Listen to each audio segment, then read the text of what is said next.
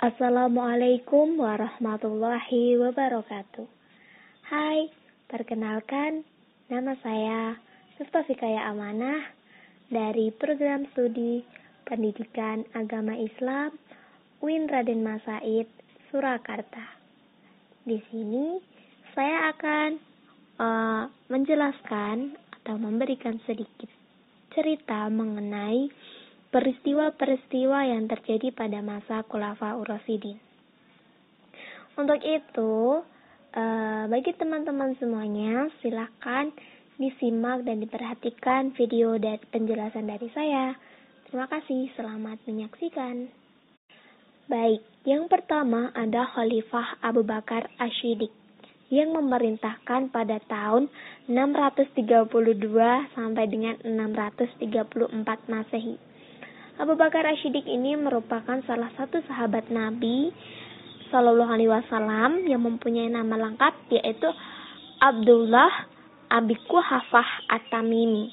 Nah, setelah Nabi Muhammad Shallallahu Alaihi Wasallam ini wafat, maka kaum Muhajirin dan juga kaum Ansor berkumpul untuk bermusyawarah untuk menentukan siapa sebagai pemimpin umat Islam kala itu.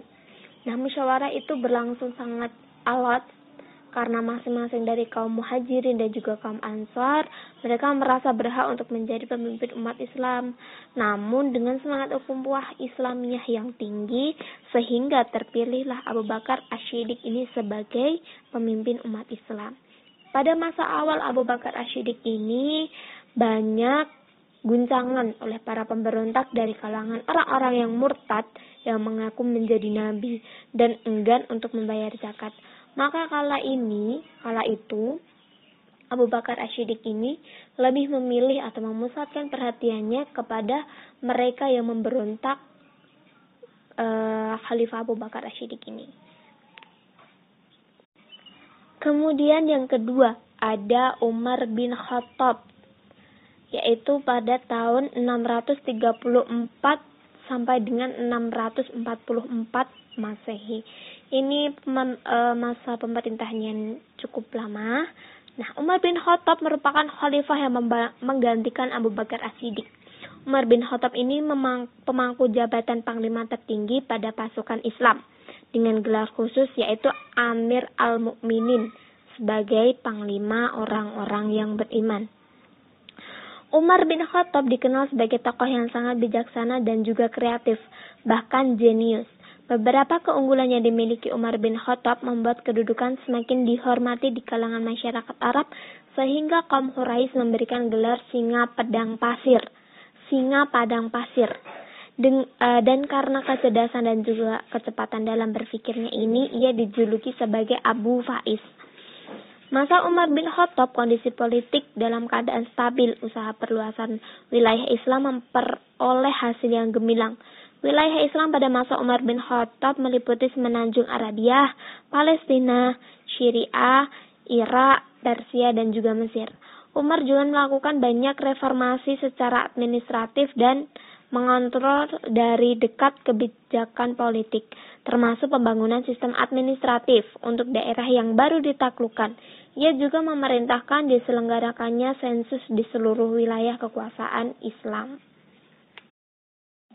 Yang ketiga ada Khalifah Utsman bin Affan yang memerintah pada tahun 644 sampai dengan 656 Masehi. Atas mandat dari Umar bin Khattab, ia dijadikan sebagai pemimpin umat Islam kala itu dan juga sebagai pemimpin terlama dari kalangan Khulafaur Rasyidin. Nah, Utsman bin Affan ini terdapat 2 periode dalam menjabat, yaitu 6 tahun pertama sebagai pemerintahan yang baik dan 6 tahun yang terakhir sebagai pemerintahan yang buruk. Salah satu faktor yang membuat banyak rakyat kecewa terhadap kepemimpinan Utsman yaitu kebijaksanaan dalam mengangkat keluarganya sebagai pejabat tertinggi di pemerintahan. Situasi politik pada masa akhir pemerintahan Utsman semakin mencekam dan timbul pemberontakan yang mengakibatkan terbunuhnya Utsman. Utsman akhirnya wafat sebagai syahid pada hari Jumat tanggal 17 Zulhijjah 35 Hijriah atau 655 Masehi. Ketika para pemberontak berhasil memasuki rumah dan membunuh Utsman saat membaca Al-Quran, persis seperti disampaikan Rasulullah perihal kematian Utsman yang syahid, nantinya beliau dimakamkan di Baqi Madinah. Baik, kemudian khalifah terakhir yaitu Khalifah Ali bin Abi Thalib. Masa pemerintahan Ali bin Abi Thalib ini yaitu 656 sampai dengan 661 Masehi.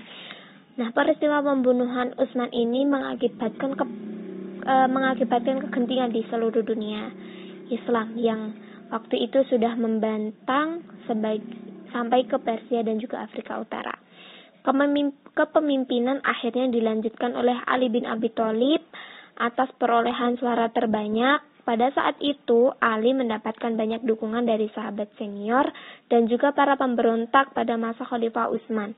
Orang yang pertama kali membaiat Ali adalah Tolhah, yang diikuti oleh Zubair. Kemudian hari diikuti oleh banyak sahabat dari kaum Muhajirin dan juga kaum Ansor. Nah, pemberontakan yang dilakukan oleh Tolhah, Zubair, dan Aisyah, alasan mereka yaitu Ali tidak mau menghukum para pembunuh Utsman dan mereka menuntut bela terhadap darah Utsman yang telah ditumpahkan secara zalim. Bersamaan dengan itu, kebijakan-kebijakan Ali itu mengakibatkan timbulnya perlawanan dari gubernur di Damaskus. Nah, setelah diangkatnya menjadi khalifah ini, Ali berusaha keras untuk memulihkan kembali keamanan yang tidak kondusif tersebut.